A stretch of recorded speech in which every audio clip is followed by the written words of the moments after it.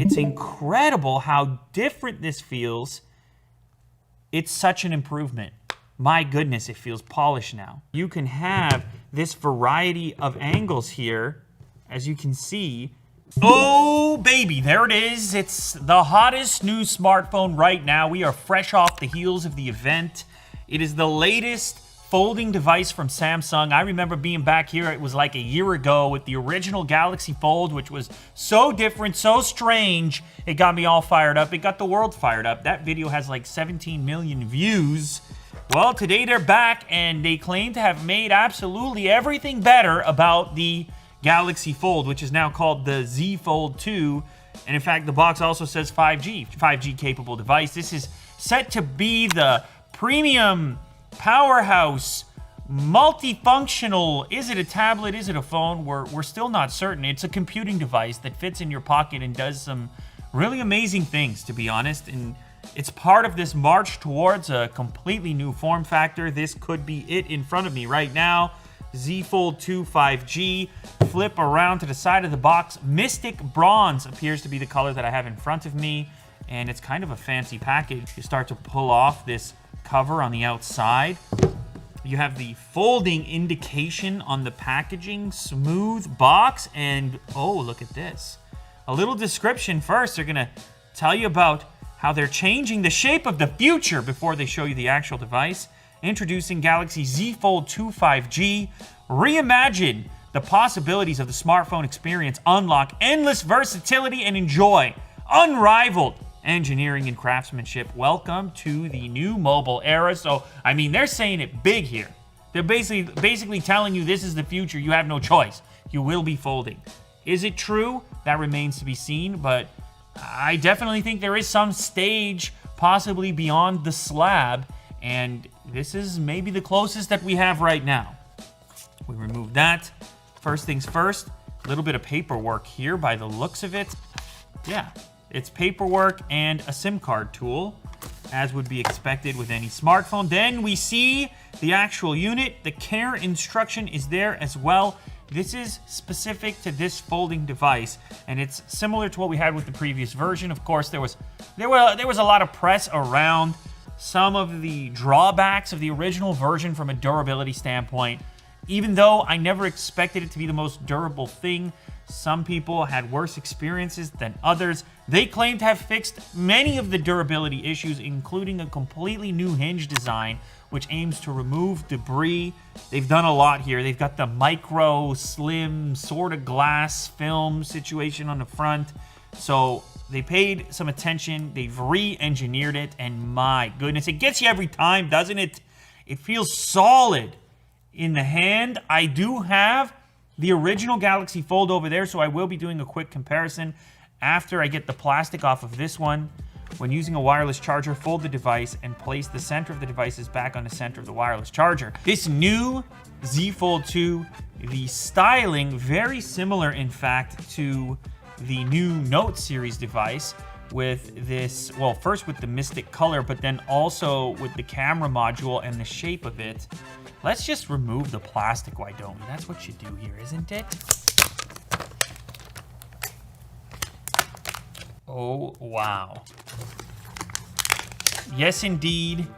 That gets me going. It probably gets you going. The other thing that stands out to me right away, the front-facing camera, tiny now. It's got that Infinity O situation, tiny little cutout, whereas the previous version Fold had the full-out notch on the right-hand side of the unfolded display. Before I fold this, I want to give you a look around here. So this is the glass back version of the Mystic Bronze. It's not the plastic one, I don't believe. And we have our fingerprint scanner over here on the right-hand side. Volume rocker is up above there. Speaker units. Speakers on the previous one really were a surprise. They were impressive to me. I was curious how they'd be implemented. But you actually have speakers on both sides, so when you're holding in the landscape view, you're getting a stereo-like experience with the audio. You have your USB Type-C connector in this area over here, and then the SIM card tray is over on this side. And right away, I can tell we have a much different hinge makeup. It's kind of pushing up against the center of the display to alleviate some of the crease and presumably provide some structural integrity. The hinge is just so different on this model, and because of that, it can close now at almost any angle. Look at this. So it will freeze at any angle you might want it at, and this is in contrast to the previous model, which would slap shut far sooner than this one does. However, in the closed mode, you do have a satisfying kind of click to it, as you can see here, when it goes into the close. And then on the front of the device, this is where things get magical because, of course, on the previous model, the front display, a little underwhelming, the shrunken front display. You put up with it, it's the cutting edge, it's the new phone, but this one gives you a real 2020 smartphone experience even when the device is closed. So I'm gonna go ahead and boot this up, see if we have any power here.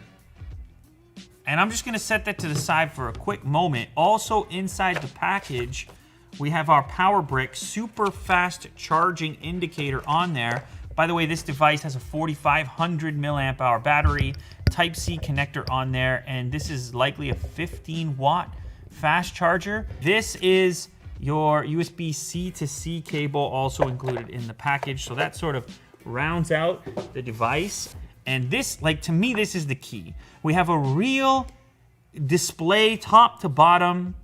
No, it's not the most aggressive screen to body ratio if you were judging the phone just based on the front of the device, but it is a huge improvement over the previous version, which had a super slim display, which was kind of a secondary thing. And in using that device on a daily basis, I would often just go ahead and flip it open for absolutely everything that I would do because that front display for me was just a little too small.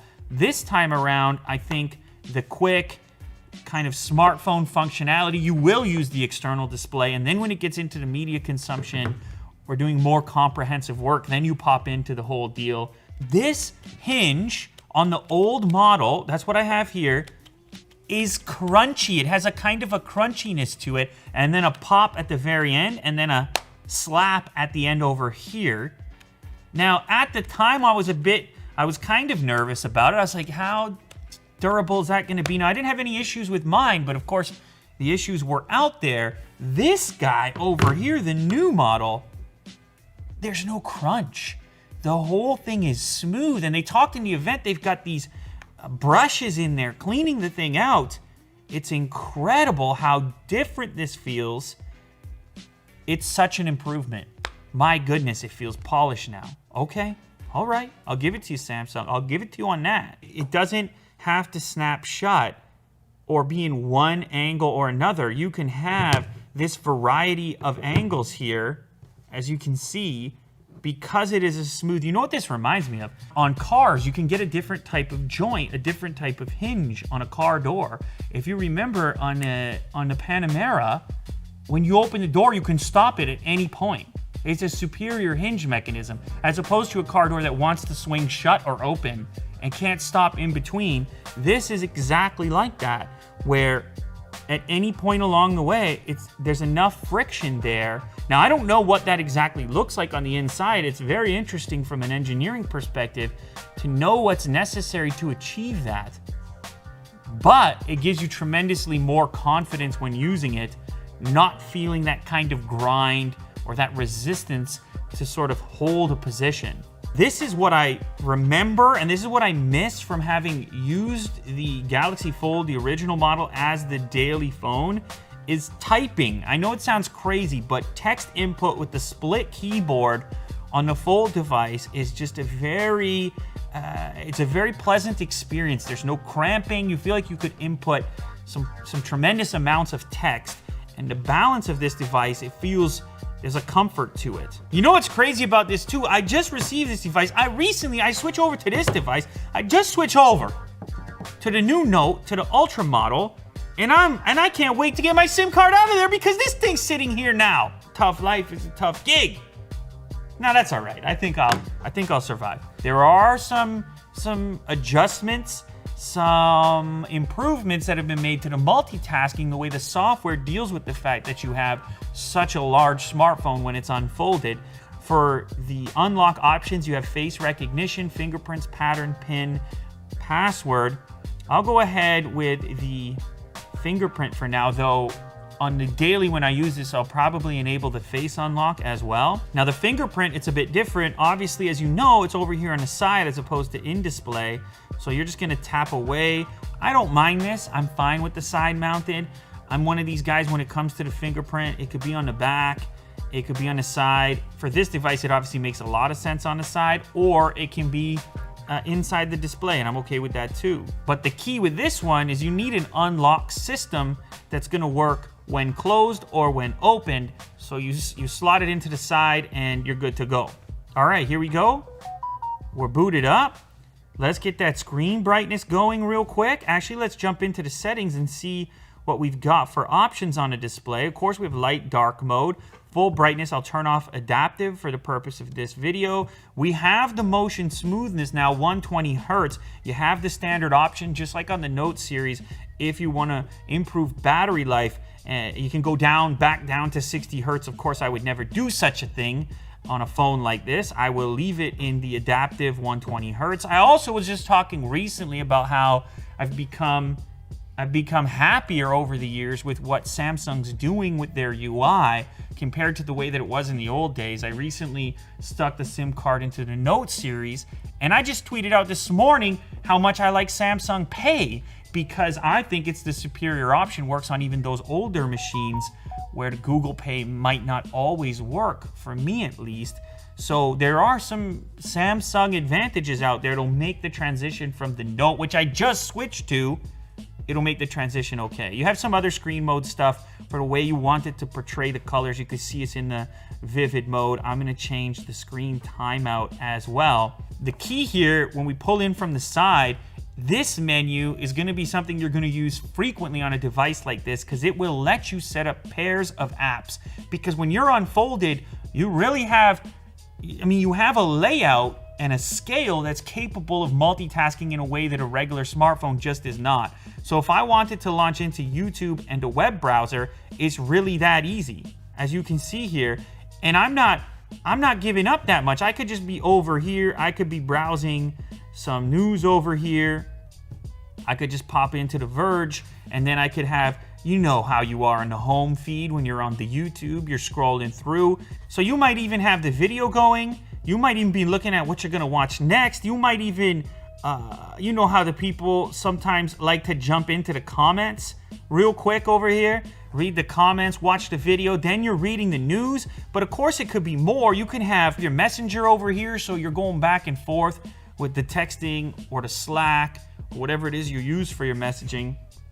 You could have the video conferencing going, and then you can hit this button in the center here and actually do a quick flip on the two, and look how seamless that is. You can flip it this way. Look at that, top and bottom. So I got the big video playing. I'm learning how to make, what is it, the brownies? I don't even know. Is it a chocolate cake?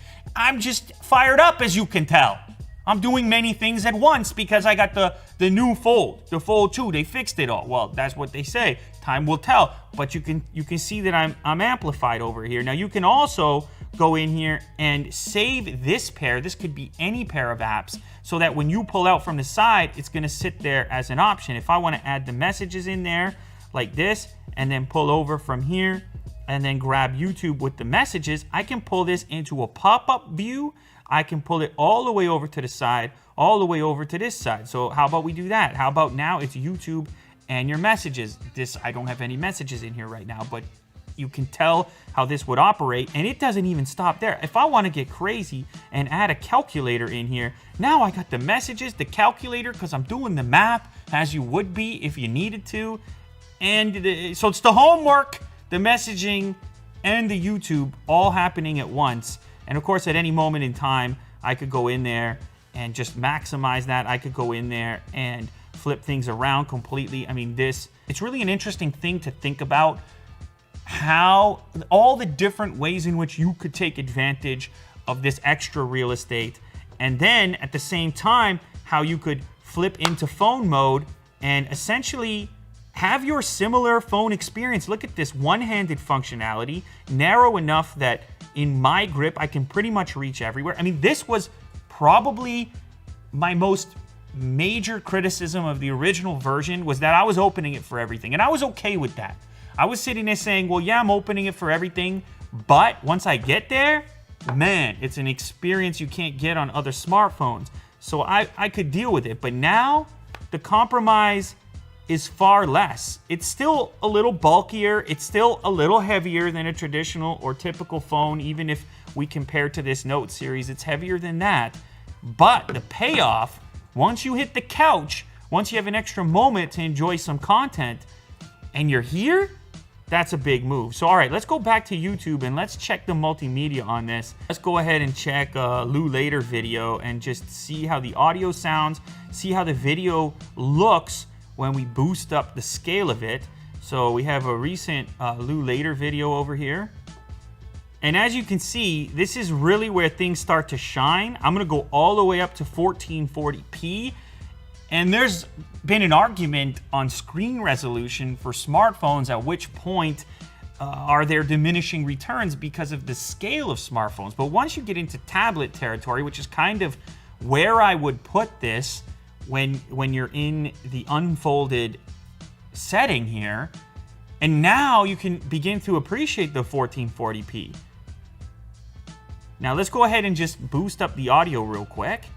We're pretty cool. I think we like to think of ourselves as, you know, Now I will hold it more actually this advanced, way, more beautiful, so that more intelligent. your speaker grills, We just your want hands actually fit in. You see the way they thought about it. Your hands fit in below that. That's all it, Difference, really. that's all it took. Anyway, they got brains. Those pigs got brains, and they have complex brains like we do. And so they started their trials. Talk about the on- Neuralink there were stuff. 3 pigs. Oh man, this just makes me realize, it makes me miss the fold, the original fold. Because the thing about this gig, the thing about this job, you're switching phones so much, it's hard to even keep it together. What do I like the most? What do I enjoy the most? What really gets me going after a decade of doing this? A decade, that's right. And sometimes you forget what your experiences were like as you flip between phones after that one. And this, it's just bringing it all back for me. It's becoming clear that this is the type of experience that can be a lot of fun. And to be honest with you, even though as nice as that full screen thing is, this mode right here, when you're just playing the video up top and then jumping into your next video or the comments over here, and then the video on the top is basically the size of a smartphone. Tremendous experience. Well, I don't need to tell you. The audio sounds good as well, by the way. Now, I do want to jump into the camera real quick. Now, something really cool here is you actually have like a half-folded mode now, where the device knows if you're in a sort of partial fold. And there's new functionality throughout apps to take advantage of that. Like in this case, if I go ahead and snap a quick photo of my Note series here, like this, and then go ahead and do a half fold, you see the recent photo over there, because you might want to quickly check up on it. Now, the other thing you can do with this off button here is you actually can put the cover screen onto the preview. Look at it. So they're starting to think about ways in which they can really utilize this unusual and this unique form factor. Now, as far as camera performance is concerned, we have the usual suspects, including the standard focal length. We have the 2x zoom, so nothing super crazy in the zoom area, at least in the optical world, and then the 0.5x wide. So we have a few options here to choose from. Very vibrant and saturated, sort of what Samsung is known for. So we can just toggle through. Probably the standard frame here, the most impressive of the bunch, but you have the versatility of the ultra wide and a little bit of zoom, which should be suitable for most people. Now, of course, you may want to toggle that selfie camera as well, in which case we can do the little beard hair. And it does have the double setting on it as well for the group shot, which I'll set it to that by default. In 3, 2, 1. Kablamo. And yes, we successfully have identified individual beard hairs as you'd expect. And this, even this preview window, you start to recognize the advantage of having so much screen when you go in there even to analyze. Whether it's a photo, maybe it's Google Maps that you're just zooming in upon. It's a whole different kind of experience from a typical smartphone because the scale is just so much more significant. And then if you go to the partial close or to the full close, you can carry on your activities over here on this particular display. You can use your camera from within this display. Same thing, I might want a single-handed selfie, in which case it's a blammo, like so, and it's just a regular smartphone from this standpoint. I go back into the camera and maybe I want to take not a selfie at all, but I just want to use my camera like this. Maybe this is a more convenient hold for me. There's my standard focal length. There's my wide. It's all just better thought out than the previous version. And kind of, well, I mean, it's more sophisticated. It's the next model. You would expect them to go in there and learn a bunch from the original and fix some of the things from the original. I believe they've done this. It feels sleeker, smoother. It feels more like a finished product. It's still going to be a premium device with a premium price tag. We need to remember that. But I'm glad they're still working on it. I'm glad devices like this exist to kind of reinvigorate my perspective on tech and give me a place to put my SIM card that is different from the vast landscape of slabs that exist out there in 2020. That's been an unboxing video. That is the new Z Fold 2.